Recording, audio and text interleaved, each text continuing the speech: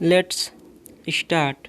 श्रीमन सभी भारतीय भाषाओं को एक दूसरे के निकट लाने के लिए देवनागरी लिपि को अगर सामान्य माध्यम बना लिया जाए तो अत्यंत उपयुक्त होगा।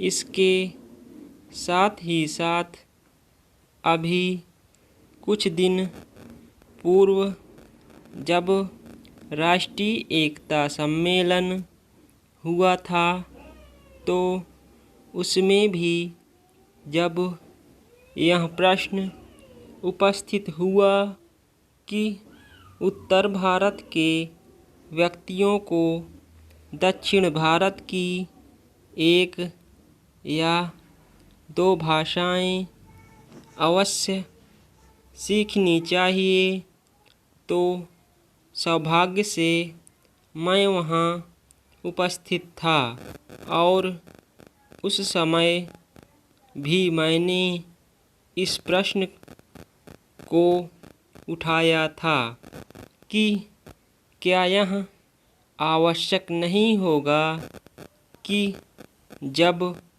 किसी दूसरी भाषा को सीखा जाए तो लिपि की दीवार बीच में कायम रखी जाए।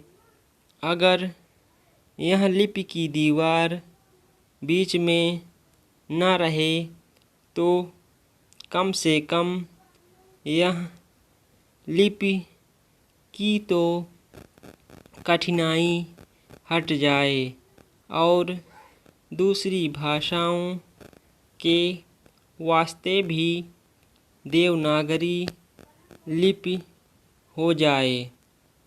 उस समय जो अन्य भाषाभाषी थे उन्होंने इस सुझाव को बड़ी प्रसन्नता के साथ स्वीकार कर लिया और मुझे इस बात को कहते हुए प्रसन्नता है कि इस विधेयक में भी इस बात को सम्मान दिया गया है, लेकिन जो एक भय इसके साथ मुझे प्रतीत हो रहा है वह यह है कि इसमें अंकों के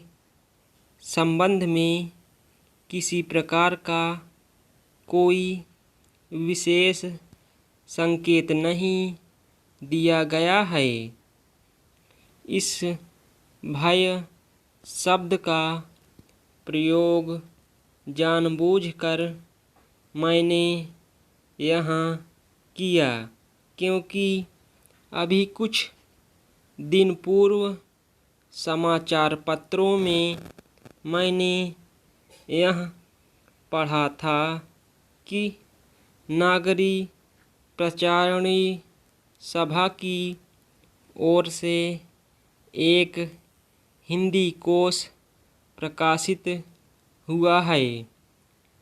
इस कोश की सहायता के लिए भी भारत के शिक्षा मंत्रालय से कुछ अनुदान दिया जाना था।